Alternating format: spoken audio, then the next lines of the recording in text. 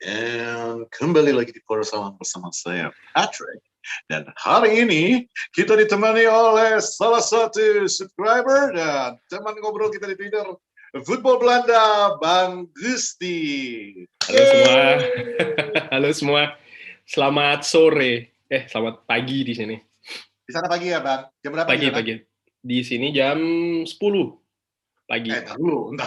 Kita ngomong di sana kan kita berdua tahu Ngana di mana ya, tapi ya. Saya tidak tahu Ngana di mana. Ngana di mana? Boleh cerita sedikit tentang dirimu, Bang Gusti? Oke, kita orang ini nih. Oh, malah jadi bahasanya gini. Oh iya, salah ya. Perkenalkan, nama saya Gusti, domisili sekarang di Belanda, tepatnya di kota Den Haag. Jadi sekarang ini masih Ado Den Haag. Nanti bolehlah ngobrol sedikit soal Ado Den Haag. Jam 10 pagi, Bang Patrick di sini. Oke, Bang Gusti di sana dalam rangka apa nih, Bang? Tadinya sempat sekolah tahun 2010-an, lalu sempat balik dulu ke Indonesia, berkarya mengabdi. Sekarang balik lagi ke Belanda sama rombongan sirkus dari tahun 2016. Menarik melihat Bang Gusti udah juga lucu juga. Masih available atau udah taken? Sudah taken, beranak masih 2. Nah, ini kemarin gue udah ngobrol-ngobrol sama Bang Gusti sedikit kan. Ya sebelumnya kan kita sering nih, kalau yang follow Twitter gue, Twitter Salam, Twitter Bang Kuat, pasti tahu nih kita sering namanya ada di situ Football Belanda, selalu komen, selalu bantu opini, dan opini Bang Gusti ini cukup menarik, dan makanya kemarin gue mikir, oke, why not sesekali kita bikin sebuah segmen di mana kita ngundang para subscriber untuk bicara juga di sini. Tapi ya jangan asal ngoceh di Twitter. Kalau yang asal ngoceh nggak bakal diundang. Bener yang lu harus kasih sesuatu lah. Nah, jadi tadi malam gue ngobrol sama Bang Gusti, tanya, Bang, cerita dikit dong tentang diri lu. Baru gue tahu ternyata Bang Gusti ini bonek ya. Orang Semarang tapi pendukung bonek. Betul, jadi lahir tuh di Surabaya, keluarga besar bokap itu dari Surabaya, kalau keluarga nyokap itu dari Maluku malah. Jadi lahir di Surabaya, ya karena ada darah Surabaya, ketika berbicara soal sepak bola dalam negeri lah katakanlah ya, Persebaya Toyo. Cuman pasti Persebaya toh. Kalau misalnya Persebaya, artinya ya istri juga wong boyo dah. Bonek juga lah.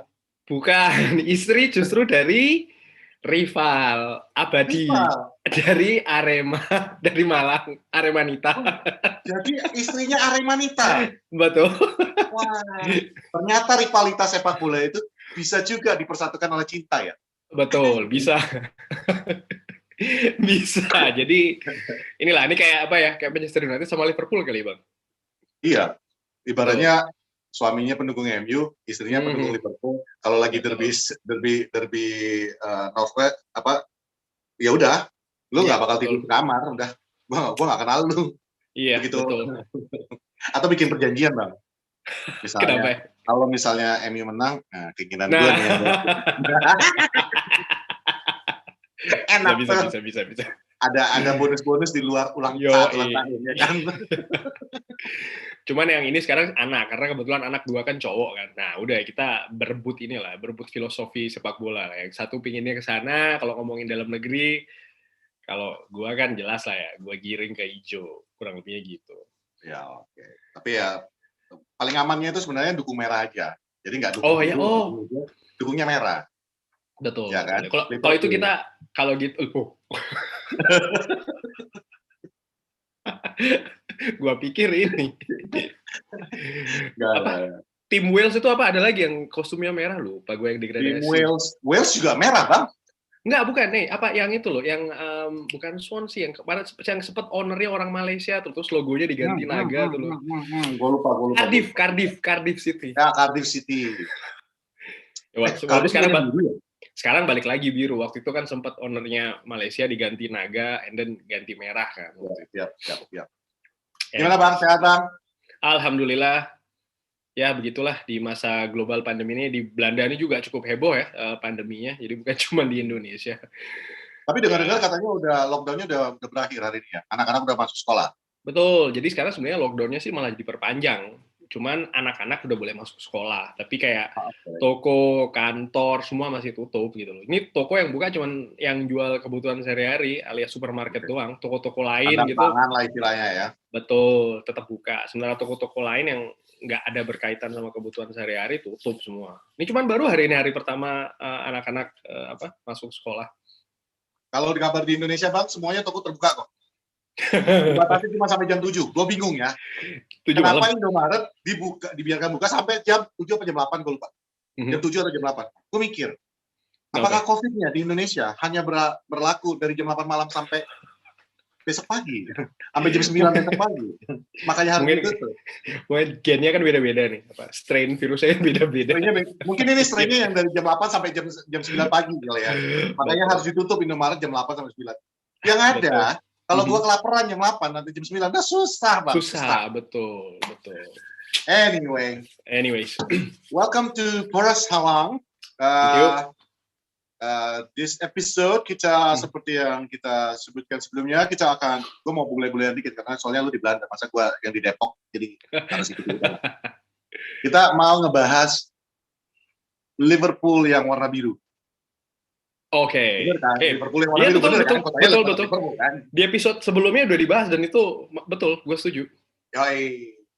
Episode sebelumnya itu dengan Bang Salman dan Doi Evertonian Indonesia.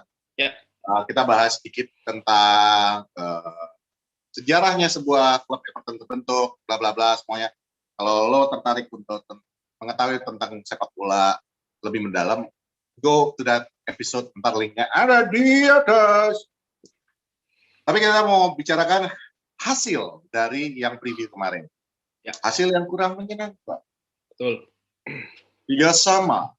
Kalau gua dan beberapa yang di Twitter mulai sibuk nih ngoceh-ngoceh tentang jangan-jangan nih ada kejadian Serie A yang dulu kejadian di Liga Inggris. Apalagi tadi malam juga saudaranya Liverpool melakukan hal yang sama, kipernya Liverpool sang Alisson. Nah gimana nih Bang? Gua kasih kesempatan untuk Bang Gusti dulu. Seperti biasa di Twitter kan bagus nih pendapat lo. Let's go. Kalau gue sih merasa pertama heran gak heran ya dengan hasil 3-3. Artinya kita main dengan skor besar melawan Everton ini kan bukan ini yang pertama kali. Kita pernah seri 4-4 and then cost us the title pada saat itu kan. Kejadiannya kurang lebih hampir sama, kita sudah leading, kita sudah dalam posisi nyaman. Terus banyak lah kalau gue bisa bilang kekonyolan yang terjadi pada saat match itu, and then 4-4. Kurang lebih sama lah kayak match kemarin 3-3 gitu ya. Kalau dari pertandingannya sendiri, gue lihat sih dari babak pertama tuh sebenarnya kita mulai dengan nyaman ya. Artinya kita dominasi, possession kita menang, chances kita banyak lah ya. Artinya dan bermain juga dengan kreativitas yang oke gitu loh. Bahkan kalau bisa dilihat, yang gue juga suka tuh adalah sisi kanan. Kan gue sering tuh kalau di Twitter gue bilang di kiri kita jaya ya. Sekarang kan sudah balancing nih sebelah kanan. Ya, udah nggak di-overloading lagi di sebelah kiri. Betul. Karena kalau dilihat dari pertandingan awal ya, terutama tahun ini itu kan kalau dilihat dari heat maps yang kadang gue sharing itu lebih banyak terlalu numpuk di sebelah kiri gitu loh. Kali ini kanan sudah mulai lah ya, Aaron Wan-Bissaka, dan kemarin itu kan Greenwood juga bermain oke gitu lah. Penetrasi dan segala macam. Dan kalau diperhatikan si Lucas Digne ini jadi kayak terisolir sedikit dari di area kiri Everton. Artinya dia tidak leluasa naik ke atas ya. Padahal Lucas Digne kan kita tahu crossing-crossingnya juga ciamik gitu. Ciamik. Betul. Bahkan kemarin mungkin agak terlihat frustasi ya yang sampai menit-menit terakhir dia khususnya pas waktu yang terakhir yang dia punya kesempatan untuk crossing ke tengah ke Cardwell. Tapi yang ada dia shooting kan, itu yang diprotes kenapa nggak dipasing yang betul dia tarik. Mungkin itu kalau menurut gue sih itu mungkin sih dari frustasinya AWB, dan Marcus Rashford juga kemarin ikut bantu kanan kan, termasuk golnya Cavani itu dari crossing Rashford dari kanan masuk ke ya sih babak pertama kita benar-benar menguasai banget kan. Kalau gue ngeliat ini ngintip possession ini kan 60-40, total shots kita 7, Everton cuma 1, coba bayangin. Itu kan, ya oke lah, shots itu kan aja banyak kategori tembakan ya, A, B, C, D, but overall 7 shots against 1 itu kan showing how kita bisa mendominasi babak pertama gitu. Artinya nyaman dan ya dengan dengan skor 2-0, golnya Bruno Fernandes itu ciamik banget. Ciamik Soro itu. Kalau kata Koci, Bruno sadar kipernya agak pendek. Gue nggak boleh pakai kalimat yang dipakai Koci, cuman agak pendek jadi tapi itu memang luar biasa sih untuk skillnya Bruno untuk bisa ngebaca itu dan membuat gol seperti itu. Itu nggak gampang juga. Dan dia coba lagi tuh di babak kedua, cuman gagal. Betul. Itu mengingatkan gua dengan golnya Eric Cantona waktu lawan Sunderland. Artinya serupa tapi tak sama lah. Karena kalau Eric Cantona itu kan chip ya, di chip. Yes. Kalau Bruno kan ada sedikit power lah kalau in my opinion gitu. Dia lebih kepada curve lob ke dalam. Betul. Dan selebrasinya juga hampir mirip. Kalau Cantona kan dia, kalau Bruno Fernandes juga dia trying to be cool ya. Lebih seperti itu. Dengan senyum manisnya itu ya. Tapi like you said, itu selama 45 menit pertama itu benar-benar yang mungkin definisi nyaman. Yaitu kita hampir nggak ada ancaman sama sekali dari Everton. Permainan itu ada di sisi setengahnya Everton selama kurang lebih 45 menit itu. Yeah. Like you said, we have 7 total shot on goal. Kita bahas ini per half dulu ya. Ya. Dia gue mau tanya, menurut lu nih, Bang, kenapa sih 7 shot on goal, tapi yang tercetak cuma 2? Ya. Nah, kalau gue pribadi, gue selalu bilang kan, we waste too many chances. Dan itu kembali lagi di babak pertama itu, gue sempat frustasinya, what's going on? Walaupun frustasi itu dalam bentuknya lain. Kalau biasanya kan ada lawan agak menyerang ya. Kalau ini kan benar-benar kita nyaman banget. Cuman frustasinya itu kok nggak bisa diselesaikan? Kadang-kadang gue mikir too many touches, too many. Lu ngapain sih tarik lagi atau apa? Just take a damn shot. Ada beberapa kejadian sih di babak pertama ya pada saat itu. Gue lupa in spesifik tapi gue notify itu ya. Bener sih. Ada yang harusnya di shoot langsung masih diolah lagi. Ada yang harusnya sudah dieksekusi malah diumpan lagi. Ya kurang lebih kalau kita tuduh aktornya kali ini kan kurang banyak Marcus Rashford ya.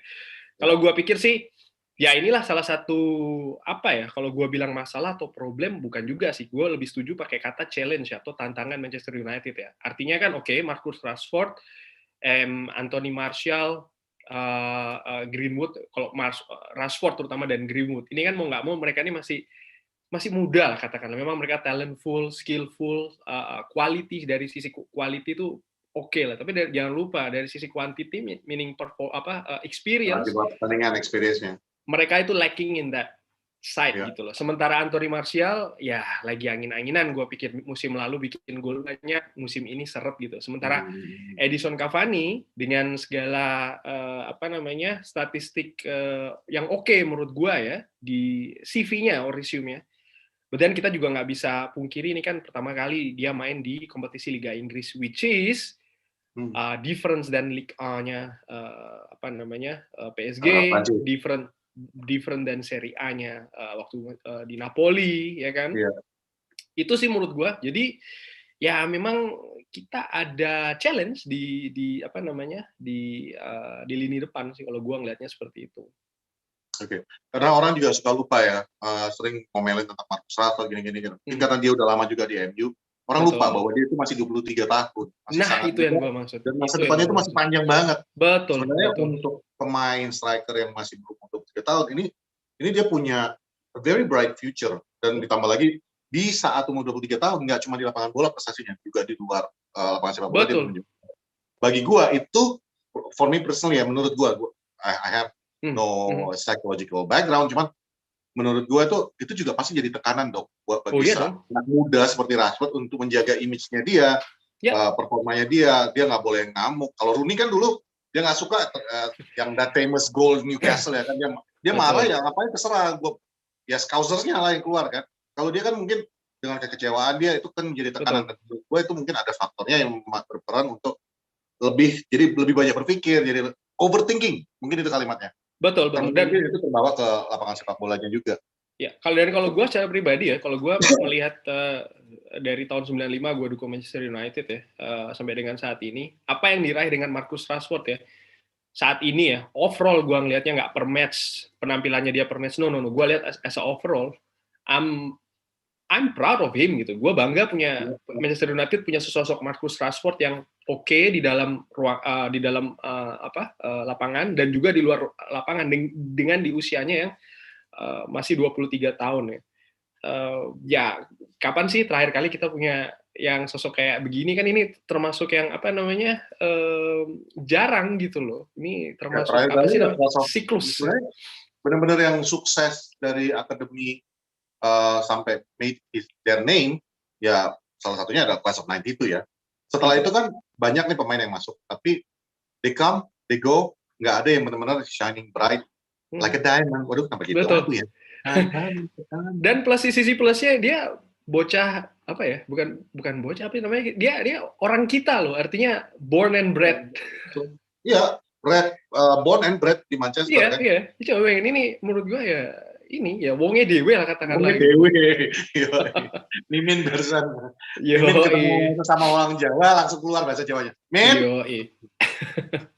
Jadi again sih menurut gua ya balik lagi kalau ke pertanyaannya tadi Bang Pat, ya memang ya ini salah satu challenge yang kita punya tuh. Artinya kan untuk bisa making decision terutama striker. Gua dulu waktu main bola masih aktif amatiran sih, mainnya juga striker. Itu kan kita decision yang kita bikin kapan kita harus umpan, kapan kita harus giring, kapan kita harus shooting langsung, it's just comes in a sec gitu loh. In a second maksudnya di pikiran, dan ini kan main insting. Dan bagaimana cara kita bisa making a good decision? Salah satunya yang terbesar adalah through experience itu tadi gitu loh. Ya, correct me if I'm wrong ya. Termasuk ya netizen juga yang komen nanti. Gue malah berpikirnya sometimes Marcus Rashford has too much time, terlalu banyak waktu on his hand. Dan yang gue selalu jadi asumsi gue adalah dia udah made up his mind before he even got into the ball. Dia udah nentuin dulu nih, gue mau ngapain. Jadi dia nggak melihat situasionalnya, tapi betul-betul gitu dapat bola nih. Lo perhatiin deh, dia cuma mengada sekali ke atas, dan ini dulu juga sering kita omongin di Pokok Salam, melihat ke atas sekali, dia bawa ke dalam, dan dia udah mau jalankan apa yang dia mau aja dari awal. Jadi nggak, maksudnya kalau kayak Bruno kan, dia lihat situasionalnya nih. Betul. Situasionalnya seperti apa, dia buka, dia akan ubah sesuai dengan keadaan yang ada. Kalau Marcus, kalau gue bilang, begitu dapat bola, dia udah tahu, gue mau bikin kayak gini nih. Jadi nggak ada lagi perubahan. Yang itu menurut gue, akhirnya jadinya, ya lawan kan pasti nutupin ya, pasti mencegah kan. Dan begitu mentok. Nah itu termasuk pas waktu lawan Sheffield ya kalau nggak salah, yang dia bawa bola, tiba-tiba Cavani masuk ke dalam, dia udah sampai ke pojok, nggak tahu mau ngapain, dia buang aja bolanya akhirnya kan. Nah, menurut lu Cavani datang ke MU bisa nggak sih membantu mereka untuk mengolah pola pikirnya? Karena kan kita sempat lihat tuh video klip Cavani ngajarin. Betul. Ya, gue pikir tepat sih manajemen ya dalam hal ini Ole menyetujui datangnya Cavani ya. Dan kalau gue ngelihat sih ada dua ya, selain dari Cavani itu sendiri yang jadi mentornya dia di lapangan latihan juga. Tapi jangan lupa loh ya, Ole Gunnar Solskjaer ini juga seorang striker.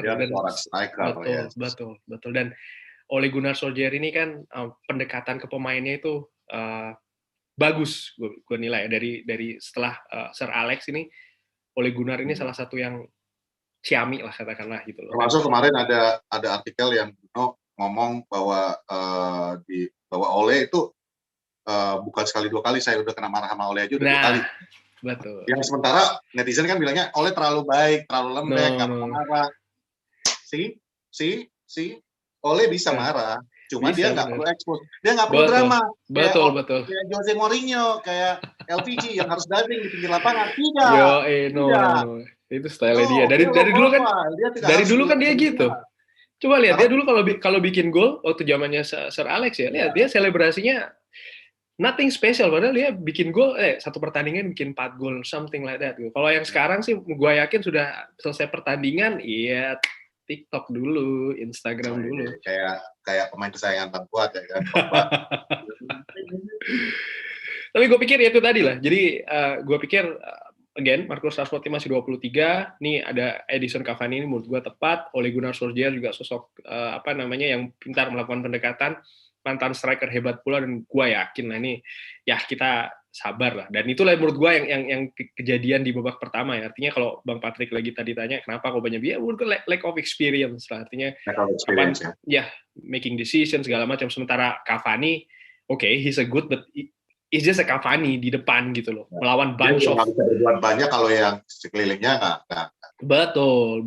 Itu yang kadang orang juga lupa gitu loh. Lihat bunch of Evertonian player di dalam box loh ya. Gitu sih. Dan itu kurang lebih babak pertama ya.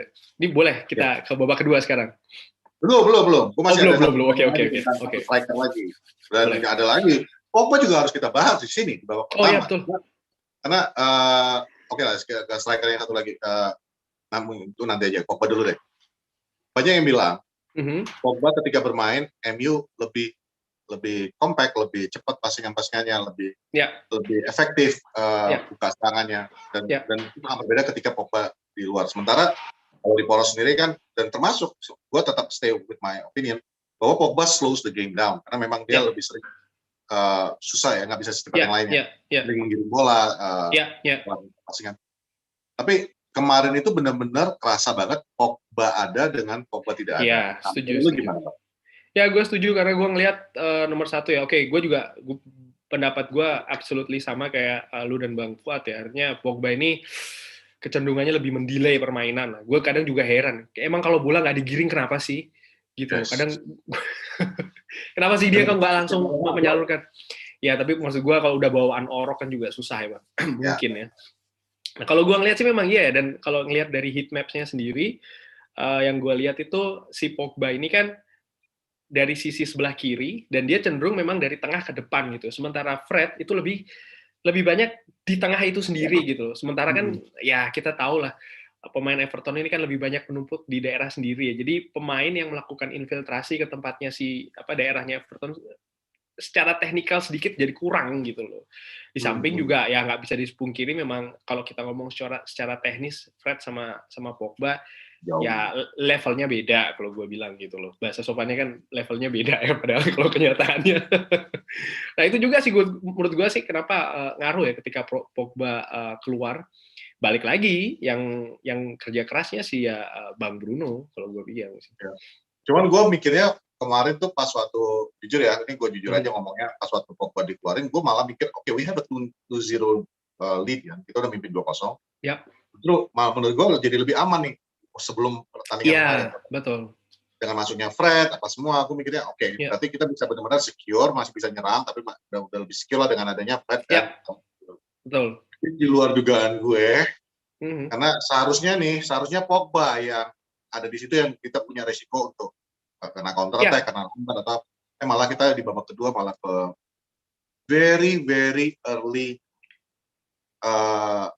setback ya, dalam arti kalau menurut gue 15 menit pertama, gue dulu sebagai manajer, gue yang selalu gue ingetin teman-teman pemain itu adalah first 15 minutes full fokus, jaga dulu, karena di situ kan biasanya orang akan mengambil kesempatan. Ketika lu belum fokus 15 menit pertama itulah yang akan diusahakan untuk mencetak gol atau mengurangi defisit gol kan gitu. Dan itu terjadi.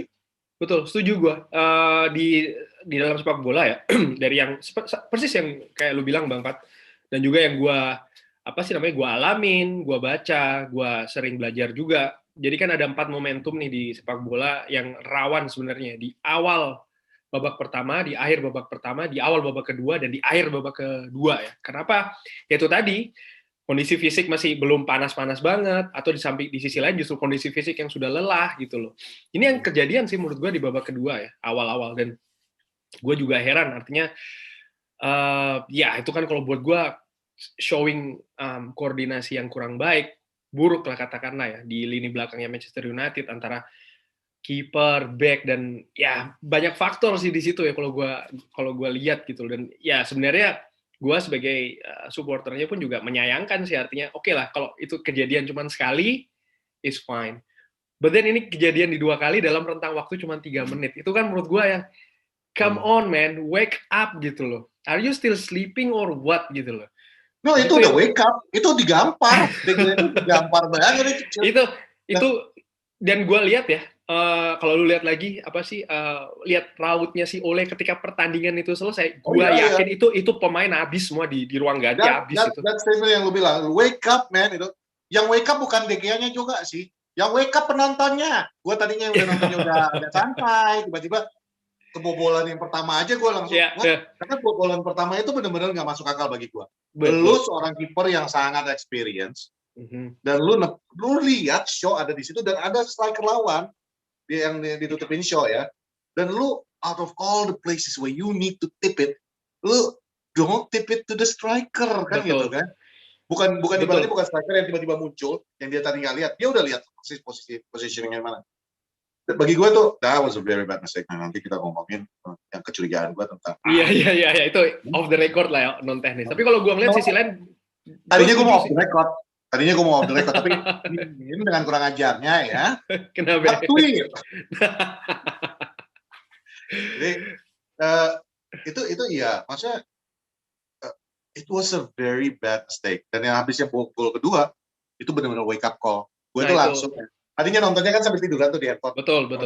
Ini udah. Oke, 2-1. We can hold the game. Balik lagi udah mulai nyerang. And then we lost it again dan kebobolan lagi. Itu langsung dalam posisi tidur langsung berdiri gue.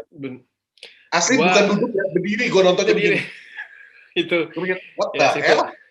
Itu kurang lebih kalau dilihat skemanya, walaupun nggak persis sama, itu kan lokasinya kan hampir sama kayak waktu kita kebobolan lawan Sheffield, kan kurang lebih di situ juga. Dan kejadian pun kurang lebih juga sama ya, artinya ada pemain yang tidak jelas siapa yang mau marking gitu loh. Dan dalam hal ini James Rodriguez yang kita tahu bukan pemain sembarangan, ya itu dihukum lah sama James kurang lebih gitu. Kalau padahal komentator baru aja, kalau yang di TV yang di sini ya, gue nggak tahu ini di sana ngomongnya apa, mungkin pakai bahasa Belanda. Yang komentator yang gue tonton tuh baru aja ngomong bahwa siapa yang menggantikan James akhirnya masuk juga. Lupa gue. Strikernya yang satu lagi. Siapa namanya? Ada Joshua King. Bukan Josh King. Siapa dong? Bukan Iwobi, man. Sigurdsson. Duncan Ferguson. Sigurdsson. Dan dengan Ferguson udah kecil, Pak. Itu dia langsung komentatornya bilang bahwa si Sigurdsson ini udah disiapkan di pinggir lapangan untuk menggantikan James. Ya sama pelatihnya, dan gue mikir oke, paling tidak nih, dan James memang juga, James juga memang jelek banget, bukan jelek sih, kurang perform banget di babak pertama, dan wajar sih untuk diganti. Makanya pas waktu dia bikin gol, gue langsung, kok tadi nggak diganti langsung ya? Tadi kenapa kan? Dulu mulai jadi dia orang keluar.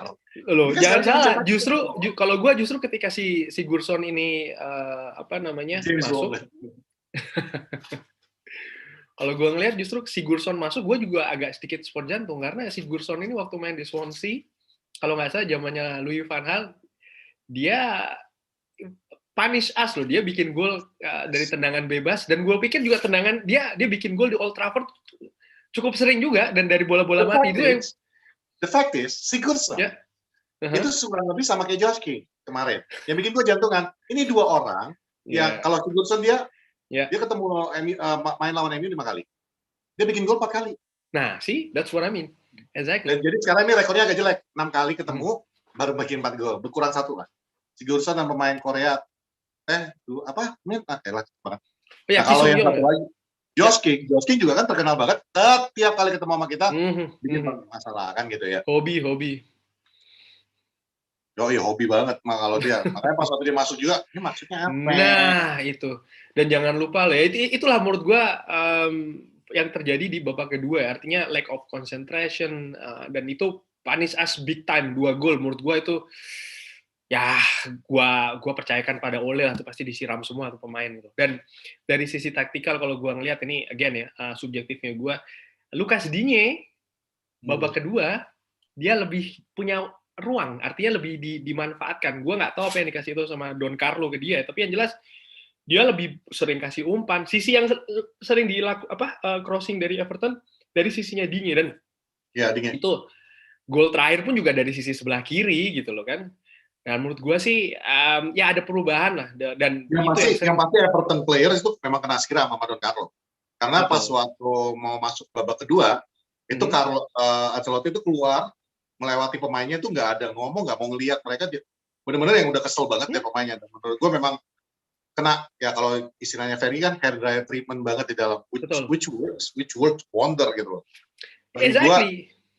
Bagi gue memang benar, mungkin penyakit kita di MU ini kompleks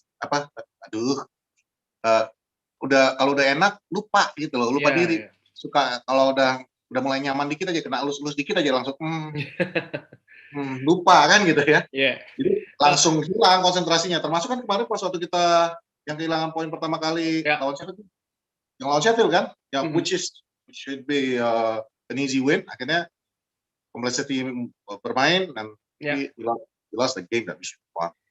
Dan itulah yang dan itulah sering orang yang tidak melihat dari sisi Everton ya. Oke, Everton tim yang ya untuk masuk zona Eropa aja sudah, tapi mereka punya Don Carlo. Artinya Carlo Ancelotti ini pelatih dengan segudang pengalaman, bukan pelatih ecek-ecek lah. Dan itu salah satunya tim ketinggalan 2 gol.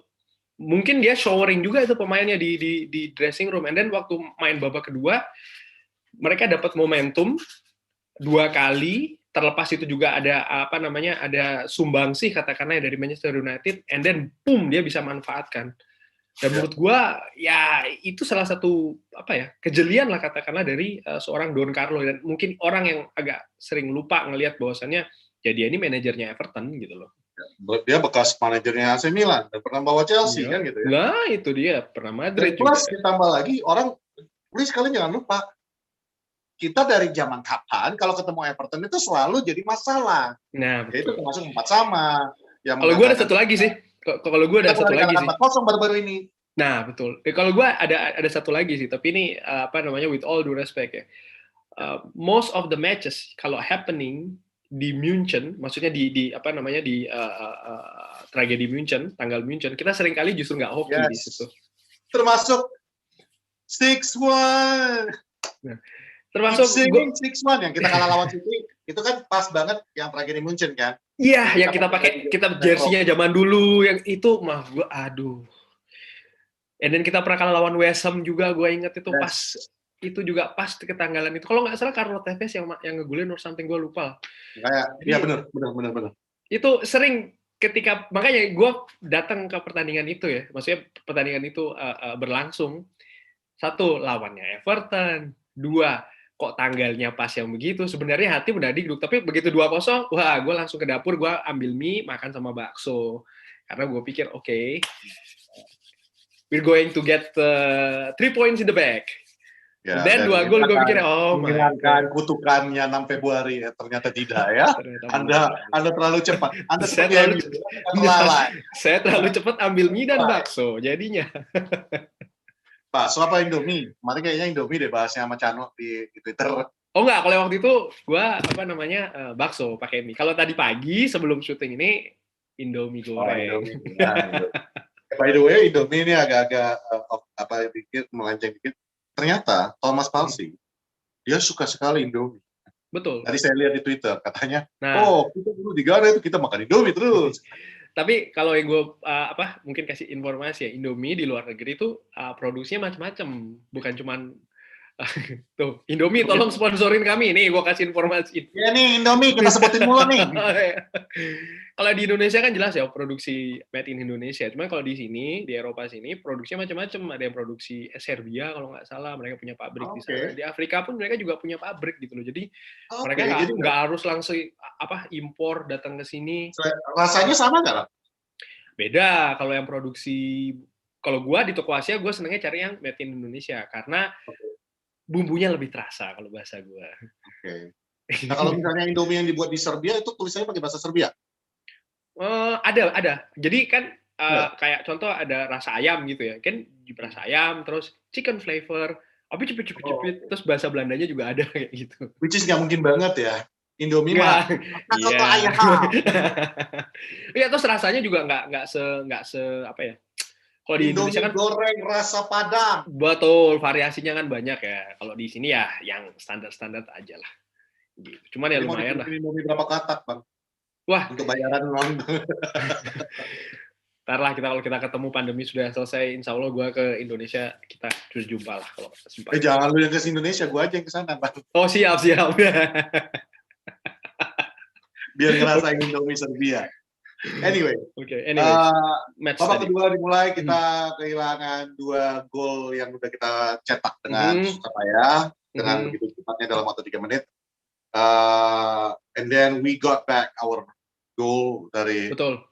Which is a beautiful goal ya. Oh ya, indeed. Agak beruntung juga untuk Scott McTominay. Menurut gue sih, kipernya juga kaget.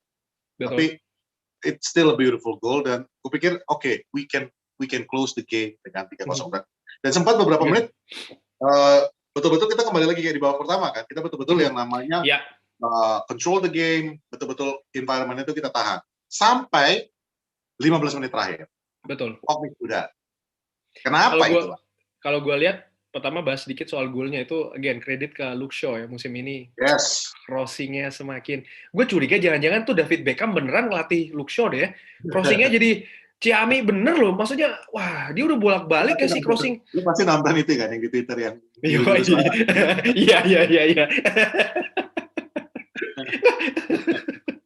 Yoi, Alforan. Kalau ada yang nggak ngerti inside joke-nya ini, makanya kita ikutin kayak kita.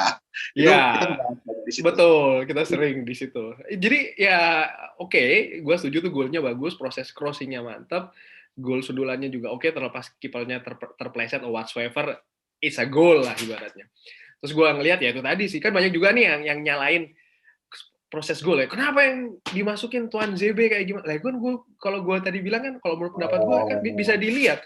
Sisi itu sering banyak terekspos sama Everton di babak kedua, Lucas Digne, dan ya wajar dong kalau mau securing result gitu loh ya. Exactly. Masukin pemain yang lebih defensif. Dalam arti ini yang available siapa? Ya si Axel Tuan ZB gantikin Greenwood. Buat gue itu pergantian, kalau buat gue ya, gue lihat pergantian yang so make sense, super make sense gitu loh. For me personally, pergantian itu sebenarnya, I know kita kemarin ngobrol-ngobrol, kemarin kan benar-benar habis game kita ngobrol ya. Dan kemarin gue bilang nih, Ole juga, nih biar lu pikir, jangan pikir gue tuh kalau di poros gue bela Ole habis-habisan, enggak. Kemarin gue ngomong sama Gusti ya, Gus, gue langsung bilang, ini salahnya Ole juga sih. Again, you made a panic decision untuk bertahan di detik-detik terakhir.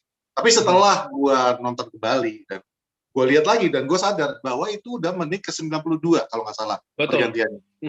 Bagi gue itu memang benar-benar yang namanya wasting time. Wasting time dalam arti pergantian pemain itu menghabiskan 1 menit. Betul. Yang di luar dugaan kan adalah ada lagi insiden yang akhirnya nambah beberapa detik ke dalam pertandingan tersebut. Nah, for me itu benar-benar yang namanya kalau tadi misalnya nggak jadi tuh gol dan tetap di 2-3 nggak kejadian itu ya.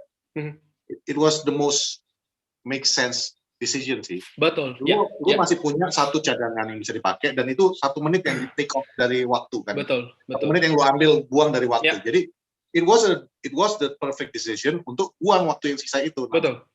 Cuman memang at the end of the day ya balik lagi Lady Luck nasiban juga. Ya bola itu benar ada namanya Dewi Fortunanya dan Dewi Fortunanya itu it's just not on our side dan betul-betul namanya spesial gitu. Kalau gue sih ya. Ini gue lagi baiknya, gue bilangnya Dewi Fortuna. Gue nggak bilang nama seorang mafia kan gitu. Kalau gue sih, gue setuju sama yang sering Bang Fuad bilang. Artinya ya, again ya, football, tactical, technical, non-technical, tapi kita juga nggak bisa mengkesampingkan yang namanya ya destiny. Kalau memang destiny-nya ibaratnya ya takdirnya kita memang sebelumnya memang bakalan seri, dan ya seri aja gitu loh. Cuman kalau mau menunjuk atau kalau gue secara pribadi melihat ya apa sih sebenarnya yang salah Tuan ZB? Oh enggak melulu Tuan ZB-nya. Kalau gue ngelihat salahnya adalah ya itu tadi lack of experience. How many chances we wasted as well in the second half gitu loh. Menurut gue itu kan juga ya we could kill the game earlier gitu loh. Kalau dibilang ya tapi di sisi lain gue juga ngelihat nih pergolakan dalam batin gue sendiri. Bagi gue bukan apa-apa ya Pak. Orang yang nyalain Tuan ZB karena ke serinya kemarin itu adalah orang-orang yang memang nggak ngerti bola. Lu kalau mau nyalahin, kalau memang lu mau cari kambing hitam pada pertandingan itu, kayak tiru gue. Kambing hitamnya itu De Gea. Karena kalau di golnya pertama itu tidak, itu sloppy ya. Itu really sloppy. Mau namanya, bahkan ada beberapa yang di Twitter kemarin, thank you for your opinion juga ya. Gue lupa nama akun lu. sorry for this. Dia juga main sehari-hari sebagai kiper, ya amatir juga, tapi dia tahulah sebagai seorang kiper. Dan gue sebagai manajer juga yang melihatnya tuh that's 101. Ya itu dasar banget untuk lu sebagai kiper. Lu udah lihat ada strike lawan itu. The last thing you want to do is tip it to the striker, kan gitu. Iya. Dan gue yakin David De Gea adalah seorang kiper yang punya pengalaman yang udah cukup matang dalam memilih keputusan. Dia pasti bisa melihat bahwa umpan dari Calvert Lewin itu tidak ada bahayanya, tidak ada kekencangannya. Jadi why tip it? Nah, bagi gua kalau lu mau nyari yang salah, lu bukan nyalahin Axel Tuanzebe, tapi we let them back in. Kita udah mimpin 2-0 loh. Kita udah mimpin 2-0, we let them back in. Wajar dong kalau ini terjadi gitu. Dan lagi gue ingat, stop it. Ya, gue bilang nih sekarang di episode ini gue bilangin stop it. Nggak ada gunanya kalian masuk ke IG-nya main. Kata-kata seperti itu. Who the hell do you think you are? Emang lu udah lebih hebat dari dia? Gue yakin lu sama Axel Tuanzebe one on one, lu nggak ada apa-apanya. Nah, itu aja. Jadi kalau lu belum bisa ngalahin dia 1 lawan 1, mendingan. Itu kalau Bang Pat nyinggung itu gue juga pengen nambahin ya, karena buat gue that's the most stupid things. You attacking your own player buat gue is a disgusting things. Sorry to say ya. Yeah, it's a grace. Ketika coach bilang lu fans kardus, this is exactly the definition. It's lower than fans kardus kalau buat gue nih. Ya, bagi gue itu gini loh. When you say you support a club, ya, mau dia sampai degradasi, mau dia namanya pemainnya cuma bisa beli yang sorry itu saya kayak dibeli sama Liverpool yang cuma 1,8 dari Nottingham Forest. You support the goddamn club kan gitu. Yes.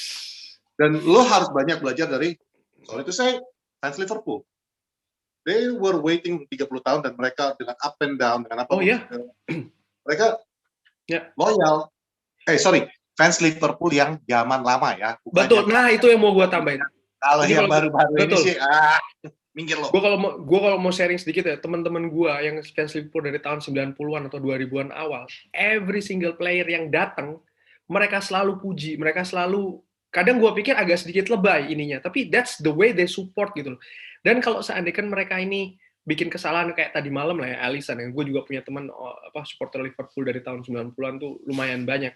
Dan gue ngeliat the way they react to that mistakes. Ya betul aja sih. Nggak, tapi gue ada something to learn, honestly speaking gitu loh. Mereka mencikapi kesalahan Alisson, mereka inilah, tapi lebih dibuat guyon. Not taking it like let's do attack bla bla bla. Buat gue enggak gitu, dan buat gue that should be that's how it should be gitu loh. Oke, memang kesalahan dari pemain kita, tapi that's it gitu loh. Making a joke among us at the heat of the moment. Di saat pertandingan terjadi, di saat kebodohan itu terjadi, lu boleh kesel. Ya, lu boleh, udah pasti itu otomatis you love that club kan gitu. Ibaratnya lu punya istri, tahu-tahu lu tahu istri lu pakai kartu kredit lu ada bilang ya kan, lu kesel. Tapi bukan berarti lu cerai istri lu gara-gara dia pakai kartu kredit. Setuju. Tapi nggak maksudnya. Jadi lu santai Pak gitu loh. Lu emosi lu tuh lu kontrol dan mungkin lebih banyak santai. Kalau gue bilang ya manusia-manusia kayak gitu termasuk tuh, gue nggak akan nyebut nama akunnya dia kasih platformnya, tapi akun yang ngaku-ngaku sok-sok United itu, lu ngarahin followers lu untuk ke sana, tapi jangan rasis kata dia. Lu jaminan apa bisa ngontrol followers lu tuh nggak bakal ini. Jadi lu ngapain suggest ke sana juga? It's just stupid. Dan bagi gue itu tipikal orang di dalam dunia realita yang kenyataan yang benar-benar yang ada di sini, flesh and bone, dia tidak siapa-siapa. Betul. Dia tidak pernah memimpin siapa-siapa. Jadi akhirnya dia punya platform dan akhirnya nggak bisa berpikir dengan rasional karena a real leader tidak akan mengarahkan followersnya untuk berbuat anarki. Itu betul. Mereka lupa manusia, tempatnya salah. Poros dakwah. Itu kata Mimin. Siapa? betul. Kalau gue sih ngeliatnya itu tadi sih. Dakwah Bang. Kita di poros dakwah dan kebetulan Bang Fuad nggak ada, jadi gue bebas banget mau bicara semuanya. Ada tadi yang gue bilang karma, ya. Ini juga tentang karma, Bang. Makanya kalau baru juara 30 tahun sekali, nggak usah bacot. Akhirnya kena karma kan lo. Sekarang udah nggak mungkin jadi juara tuh. Masa iya pelatih lu kemarin bilang, kaki Alisson kedinginan. Kata Roy Keane, nah ini pertama kali gue dengar alasan kaki kipernya kedinginan. Sudah kehabisan sih umur gue.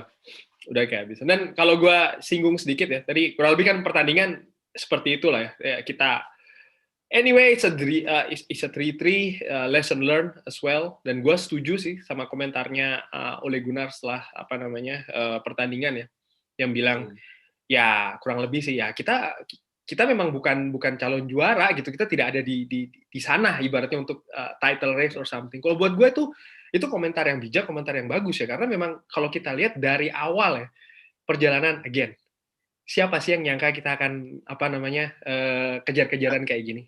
Please, come on. At the beginning of this season, kita aja ya kata-katakan bakal degradasi, bukan? Coba jujur deh, orang-orang itu yang di luar, exactly, coba jujur deh. Yang pertama. Exactly. Coba orang-orang yang punya komentar miring, coba jujur deh. Siapa sih yang jagoin juara musim ini? Manchester City, Liverpool. That's it. Mungkin yang ketiga siapa? Chelsea, karena ya mereka spending a lot ya. Then in sebenarnya kan all this hype tentang 21 is coming itu hashtag 21 is coming itu candaannya Adam McCullough ya. Adam McCullough bercanda di akun YouTube-nya dia, di akun pribadinya dia juga bercanda bahwa di 2021 gelar ke-21 bisa dapat nih. Padahal itu MU posisi lagi merangkak untuk membaik. Kalau nggak salah dia mulai bikin hashtag itu ketika kita knocked out of Champions League. Yang tujuannya itu sarkas sebenarnya. Oke. Tapi balik lagi yang lu bilang tentang Ole Gunnar Solskjaer responnya after the match, itu udah benar karena dia hanya mengatakan yang sebenarnya. Yang sebenarnya dari target MU. MU tidak pernah ditargetkan untuk juara musim ini. Target MU adalah memperbaiki diri. Yang menargetkan juara adalah fans. Yang bikin hype tentang 21 is coming adalah fans. Nah, Adam McCullough adalah fans kan gitu. Betul. Dan kalau gue lihat juga adalah fans. Betul. Muhammad adalah fans, ya kan? Panji Raden juga adalah fans. Kita yang akhirnya membuat hype bahwa 21 is coming. Karena betul. Kita tiba-tiba di puncak, kita yang bilang kedinginan apa semua. We made that. Bukan juga ini excuse ya guys, karena kita No. Kami masih berharap. Dan di sisi sebaliknya juga Bang, karena kan ada juga komentar-komentar gue bilang komentar miring yang bilang wah ini gimana sih manajer kok pesimis soal masalah bringing down from having a chance of getting the title and then bilang no kita nggak gini-gini, terus itu dianggap sebagai pesimistis. No, gue bilang itu bukan pesimistis. Itu buat gue itu satu realistis. Itu buat gue realistis. Kayak tahu gitu. Siapa sih?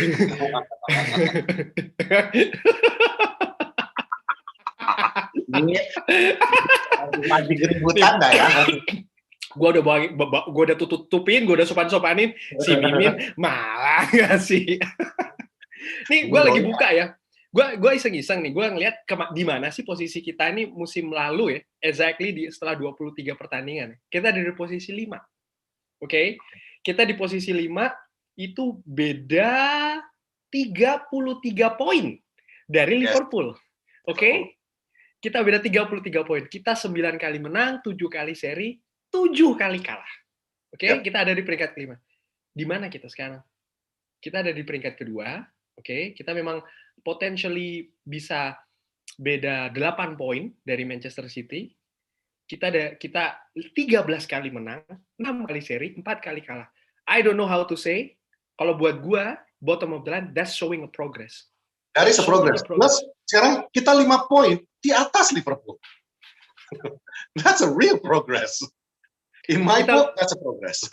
Musim lalu kita terengas-engas ya. Maksudnya di pertandingan ke-23 ini kita masih speaking about can we get Champions League zone? Can we get Champions League zone? And then now suddenly sampai game ke-37. See, that's what I mean. And then sampai game ke-37 lawan Leicester, di situ kita seal the deal bahwa we got the Champions League game. And then sekarang are we still talking about Champions League zone? No, because we are there, kan gitu. Maksudnya justru sekarang adalah resikonya adalah complexity. Ketika kita tidak bisa menjaga performanya ini, di sinilah squadnya Ole betul-betul diuji. Lu bisa nggak sekarang kita udah ada di posisi yang memang kita inginkan, the Big Four, the Champions League position. Nah, bisa nggak lu mempertahankan untuk tidak turun? Karena di musim ini, gue setuju dengan semua pundit-pundit di seluruh dunia. This is a freak season. Kita ingat di awal-awal Everton 7 game unbeaten. Mereka di atas. Lalu Spurs menggantikannya. lalu Leicester menggantikannya, lalu Chelsea sempat menggantikan. Liverpool juga sempat. Lalu Arsenal nggak pernah ya, maaf kan Arsenal, gue lupa. Mereka menggantikan di bawah. Tapi lalu Liverpool naik ke puncak, dan kita perlahan-lahan di saat semua mengatakan Arsenal wilayah timur, mengatakan bahwa MU ini lagi gini, mengatakan Ole out, apa ini semua jelek-jeleknya, diam-diam nih squadnya Ole itu naik, and out of the blue tiba-tiba kita melewati Liverpool di saat sebelum bertemu sama mereka. That was all the hype. Kalau kita ingat 3-4 minggu yang sebelumnya. Was it 2 or 3 weeks? Gue lupa. 2-3 minggu yang lalu ya. That was all the hype bahwa Manchester United bisa membuka gap sampai 6 poin dari Liverpool kalau bisa menang di Anfield kan gitu. That was all the hype. We didn't win di Anfield, tapi selisih poin jadi 4. And then after that, kita masih dianggap sebagai they have, bahkan pundi-pundi di luar juga mengatakan gue salah menilai MU, gue salah menilai Ole, dan mereka punya kemungkinan untuk jadi juara. Itulah turbulence, itulah roller coaster yang terjadi. Dinamikanya ya. Dan sekarang tiba-tiba City nih di atas. Padahal City pun di bawah bersama-sama kita. Iya, betul. The game is not over. Karena like they all said, yang barusan kita juga bilang, this is a freak season, apa aja bisa terjadi. Bisa Arsenal menjuarai liga ini. Dan kalau gue ngeliat begini ya, kayak dengan Amin, fans Arsenal? Nggak ada? Sepitit. Kalau gue ngelihatnya begini juga Bang. Jangan lupa lo ya, Liverpool being a champion last season, setelah mereka having really hard racing in the past 2 years before. Artinya apa? Bukan cuma dari technical, experience, building the mentality also there. Yes. Karena apa? Kita mau naik ke atas, kita chasing posisi di atas, itu kalau gue bisa bilang ya, easier than staying on the top. Itu sudah itu sudah peraturannya. Itulah kenapa Leicester tergelincir, Tottenham tergelincir. Karena apa? Tergelincir dulu. Exactly. That's what I mean. Dan kita, siapa sih pemain yang punya experience in the title race dari semua squad yang ada? Cuma 2.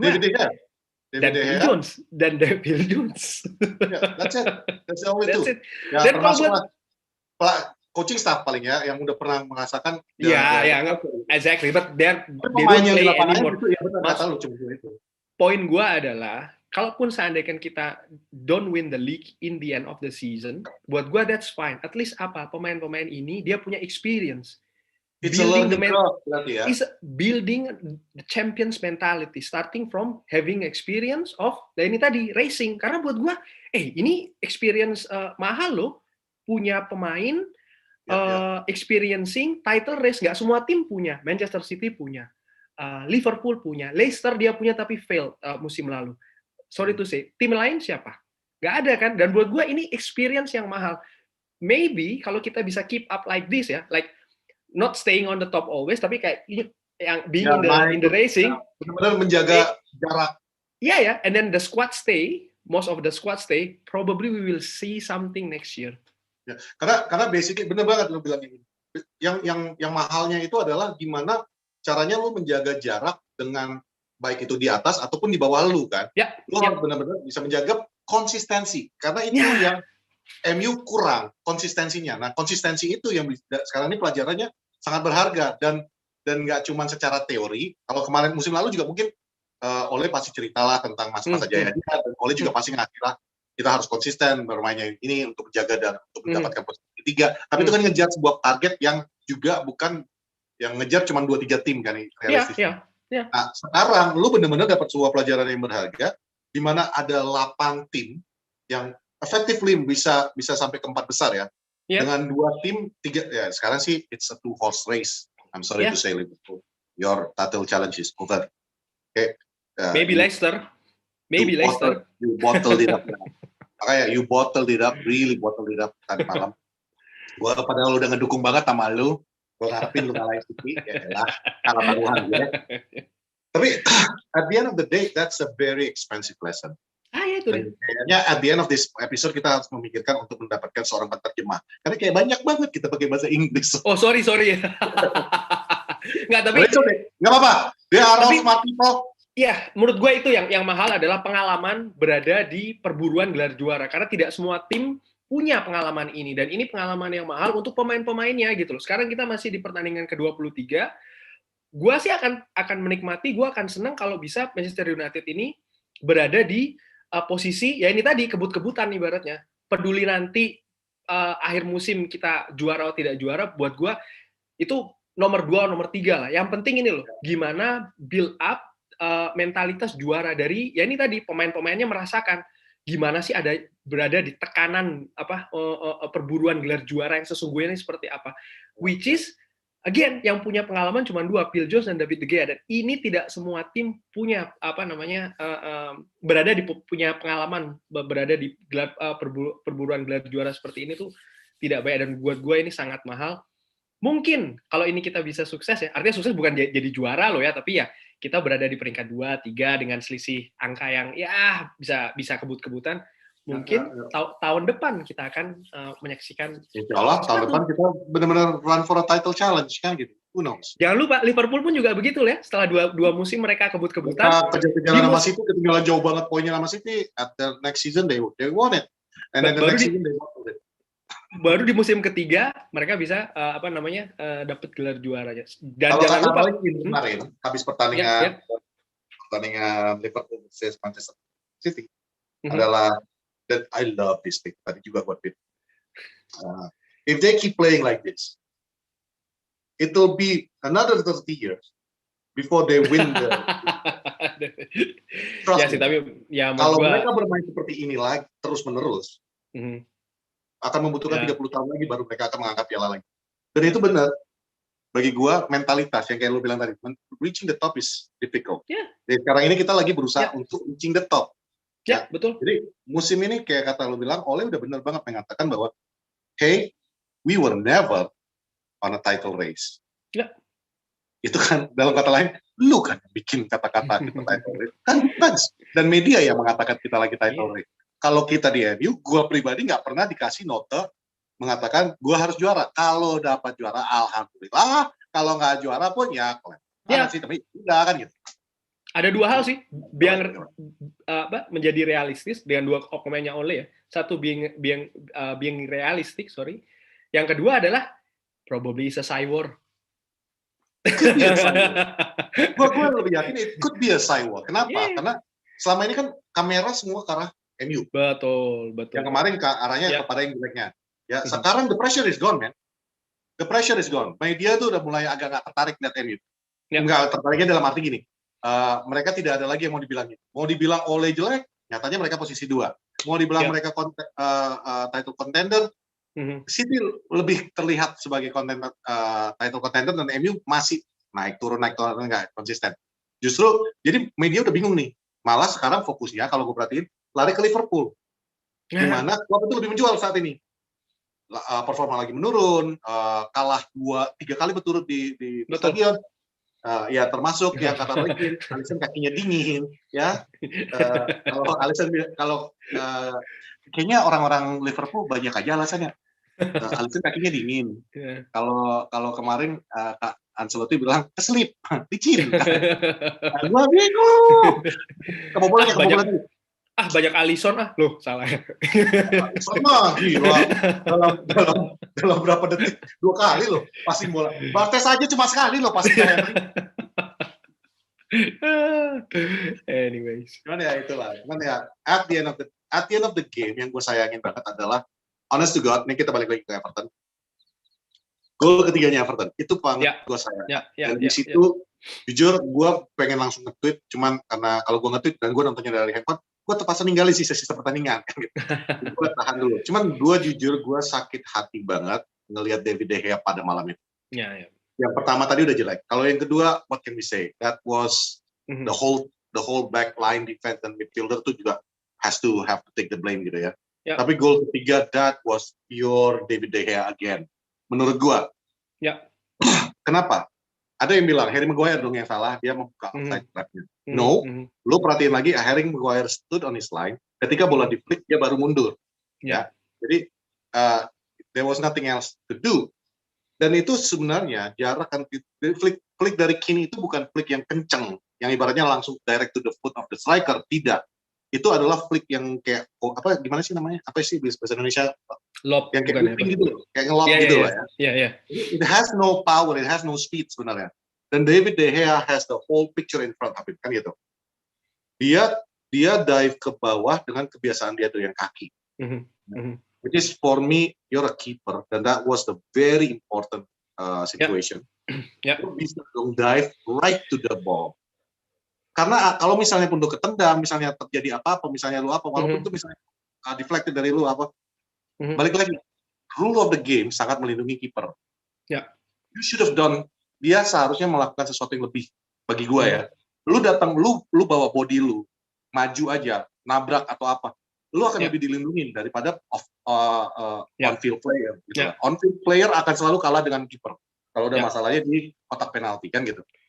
Nah bagi gue tuh, that was a very very poor decision dari David De Gea, dan gemes aja gue ngeliatnya, karena udah gol pertama kayak gitu, gol kedua kalau gue sih ada, jangan-jangan lu dibayar ini. Jadi bayar bang sama Manchester United, gaji maksud gue. Ya, I know. Nah, kalau gue buat gue dari David De Gea ini ada dua hal ya kalau gue ngeliat ya. Nomor satu adalah dia ini sedikit mengingatkan gue sama season awalnya dia di Manchester United, di mana dia masih adaptasi, dia sering bikin poor decision ya kan, bola-bola crossingan juga dia hesitate, ragu-ragu, maju nggak, akhirnya kebobolan, banyaklah hal-hal kesalahan yang dilakukan. Lalu hal kedua yang gue lihat adalah gue merefleksi, gue melihat masa-masa Peter Schmeichel dulu di zamannya Sir Alex Ferguson ketika dia melakukan banyak blunder. Kebetulan itu di akhir musimnya dia bersama di Manchester United ya, akhir musimnya. Sempat ada perbincangan kan dengan Sir Alex, ternyata Sir Alex bilang kalau lu tuh sudah capek, lu liburan deh. Akhirnya dia benar-benar dikasih liburan kan, cuti lah ibaratnya, literally cuti di masa lagi kompetisi kurang lebih kalau gua nggak salah ingat. Betul. Dia pergi ke pantai dan bla. Ketika dia pulang, and then dia bilang kayaknya gua sudah selesai deh sama Manchester United gitu loh. Dan menurut gua, ya ini sekali lagi ya pendapat pribadi gua ngelihat itu tadi, gua kok ini mengingatkan gua sama season awalnya David De Gea. Yang kedua, gimana treatmentnya Sir Alex dulu ke Peter Schmeichel. Mungkin bisa jadi juga ada di posisi itu gitu loh. Karena kan David De Gea ini memang pemain bagus, sering menjadi player of the year-nya Manchester United bukan cuma sekali, 2 kali, 3 kali loh ya. Sering, dan betul.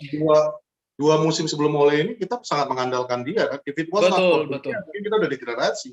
Ya, betul. Jadi bukan kita juga nggak menghargai usahanya dia. Iya, tapi menurut gue mungkin ya gue nggak tahu, pastinya Ole yang lebih tahu ada apa ya. Mungkin bisa jadi kalau seandainya terus ada blunder seperti ini, ya mungkin ya memang dia harus ada doing some reflection lah, maksud gue ya. Harus coba merefleksi apakah memang capek, yang capek apa nih, fisik atau mental gitu loh. Dan di episode yang sebelum ini, gue sendiri bilang sama Bang Salman dan diskusi previewnya lawan Everton, gue sendiri langsung bilang, gue lebih prefer Hendo yang diturunkan. Ya, kemarin tuh gue. Ya, gue ngikutin lu dari awal sih, memang lu pro Hendo banget.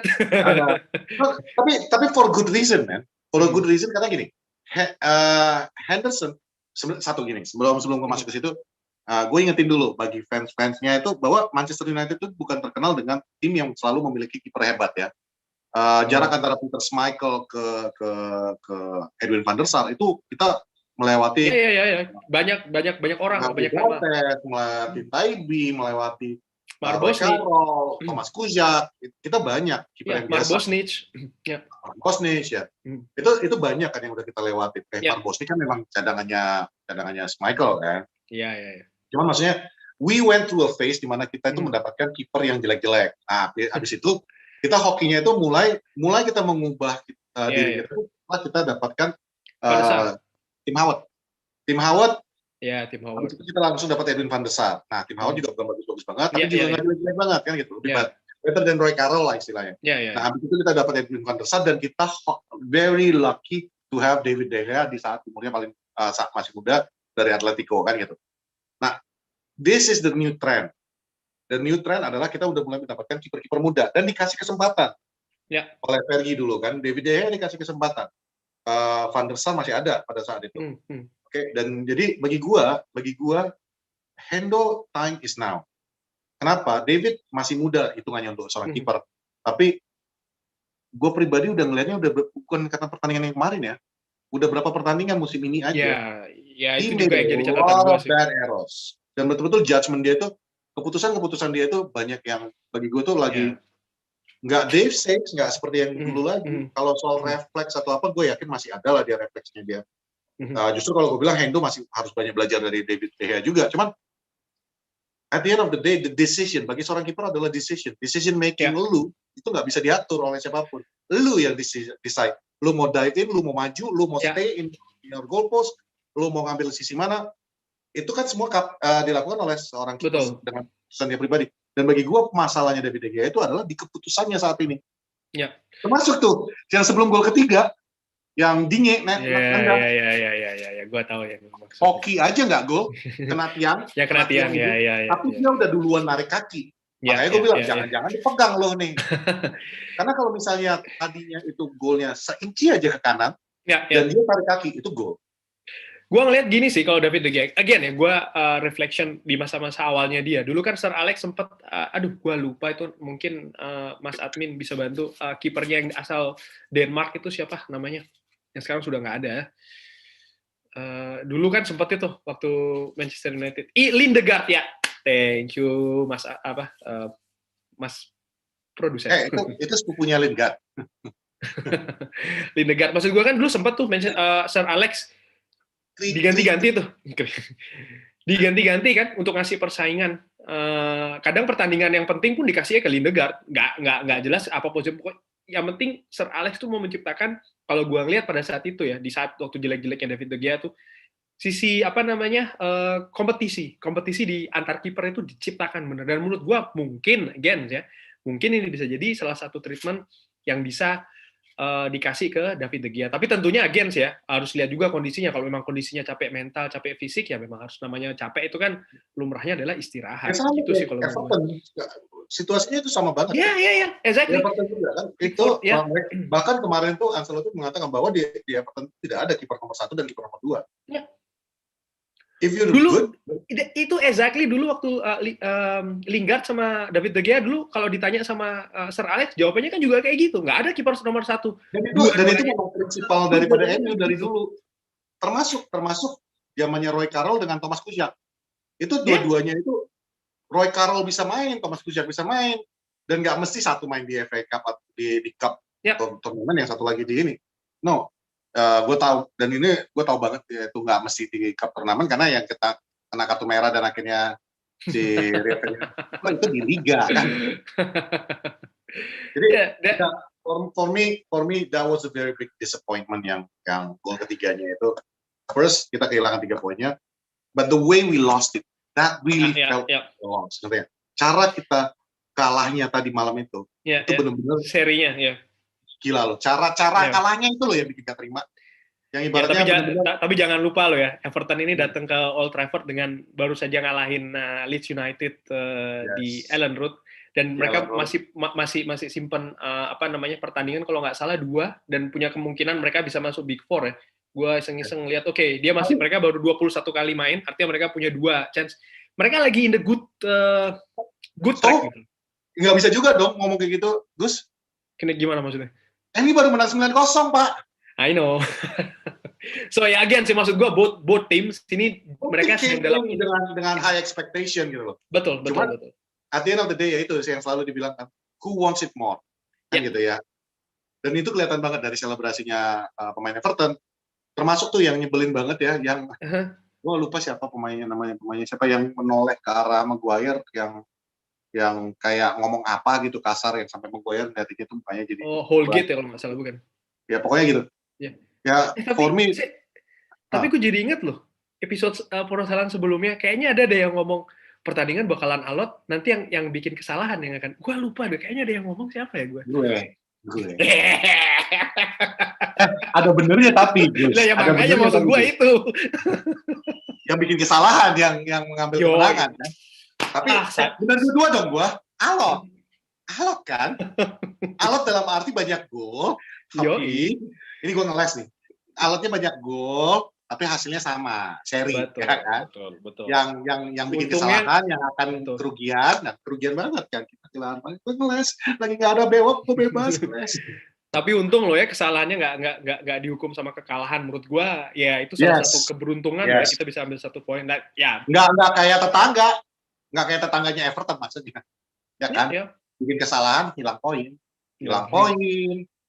hilang kesempatan juara. Mungkin ini kali kalau gue ngelihat match tadi malam tuh mengingatkan gue sama tahun 2010-2011 kalau nggak salah yang Gerrard Drogba supaya ada yang salah passing, yang dipassing ke Drogba.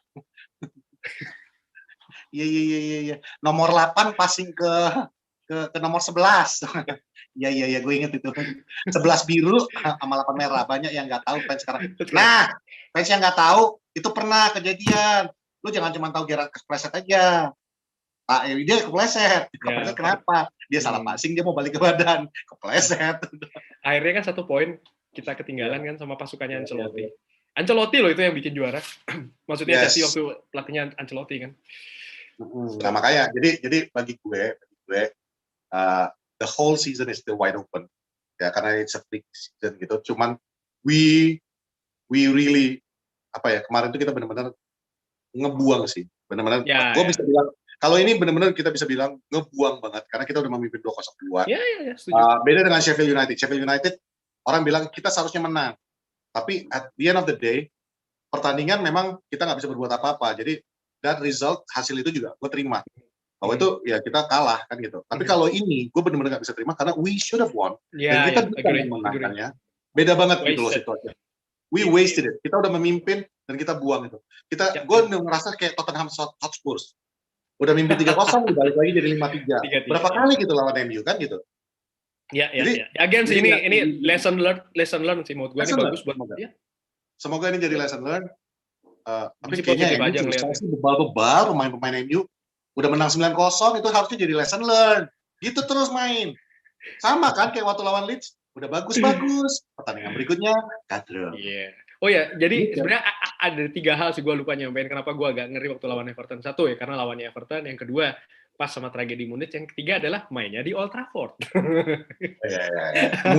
Ya, untuk musim ini kita justru Old Trafford itu neraka buat kita ya. Panas. Itulah kurang jambi-jambinya itu sekarang. Itu makanya gue udah bilang Phil Jones itu dikasih kontrak. Makanya ini kan dikasih kontrak lagi sekarang. Karena kerjanya Phil Jones itu sebenarnya sehari-harinya adalah keliling lapangan, baca doa, jambi-jambi. Nih, begini. Gue jadi inget liga dalam negeri ini jadi. Oh iya, tau nggak? Ini intermezzo. Dulu salah satu kerjaan gue sebelum pertandingan. Kalau lu nonton pertandingan lokal, kalau lu ingat lah ya. Kalau lu lihat ada staf kepelatihan atau manajernya sebelum pertandingan, lu datang duluan ke stadion nih. Terus lu lihat manajer lawan atau pelatih lawan atau apa. Jalan-jalan ke dalam lapangan, keliling pelan-pelan. Itu bukan ngecek lapangan stabil atau enggak, Pak. Lagi ngeliat ada koin, ada bunga, ada apa gitu. Itu memang it's part of the beli juga. Ya, sama aja kayak di luar negeri juga kan ada pemain yang masuk bikin doa, ada yang cium. Karena at the end of the day superstitious itu ada di semua pemain sepak bola. Ada yang kehilangan nomor, termasuk Martial kan, kehilangan nomor punggung langsung jelek banget. Begitu dapat nomor punggungnya mulai baik lagi. Kangen gue sama suasana stadion di Indo. Pertama kali gue nonton tuh di Ngurah Rai Stadion, Gelora Dewata dulu yang main. Gelora Dewata. Itu pertama kali gue sama bokap gue. Bali United. Iya. Nah, Gelora Dewata, masih Gelora Dewata. Gelora Dewata, sorry ya. Nggak, cuman kalau gue pribadi ya, yang namanya Persebaya, apalagi dulu gue manajer Persema, setiap kali gue datang ke stadionnya lu, yang stadion lama apa namanya? Gelora 10 November, Tambak Sari. Ya, yang dia ada pohon. Iya. Ada pohon di tengah-tengah tribun. Iya. Pohonnya itu juga bukan di lantai satunya, di atas loh. Iya, dan banyak. Nah dulu kalau gue mau masuk ke stadion itu selalu ada rutinitas gue memang. Jadi kayak kepercayaan juga bahwa kalau misalnya gue ke stadion itu, gue harus ngecek dulu, ngecek exit route-nya mana, arah kaburnya kemana, untuk larinya di mana, karena begitu dulu pertama kali pegang Persema aja dibilang kita datang ke sana nggak naik bus ya, naik apa? Lah kan nggak naik bus, ya kita naik mobil pribadi aja biar nggak ketahuan. Dan itu mobil kita langsung masuk. Buset. Padahal yang musuhnya Arema ya, Persema jadi kena imbasannya doang. Karena plat N itu doang. Ya betul, plat N. Oke, jadi itulah sekilas tentang Persema. Anyway, the game was tetap enjoyable lah ya, tetap entertaining banget. Ya. Kalau kayak kata Ole, on to the next game. And the next game itu kita lawan. Next game kita lawan West Ham United di Piala FA itu tanggal 9 waktu sini. And then kita ada away ke West Bromwich Albion. Away. Man. Away. Gua sih lebih yakin. Kalau untuk musim ini away itu bagus buat kita. Away itu adalah. Makanya gue bilang gue yakin kalau away. Lebih yakin. Kalau dulu kan kita kalau main di Old Trafford, tenang lah, ada advantage-nya. Tapi kalau sekarang, tenang lah, kita main di away gitu. Main di kandang orang kita mah gampang lah gitu. Anyway, it was a brilliant game. It's a disappointing game. Itu semua satu menyatu ya, gaduh-gaduh banget lah.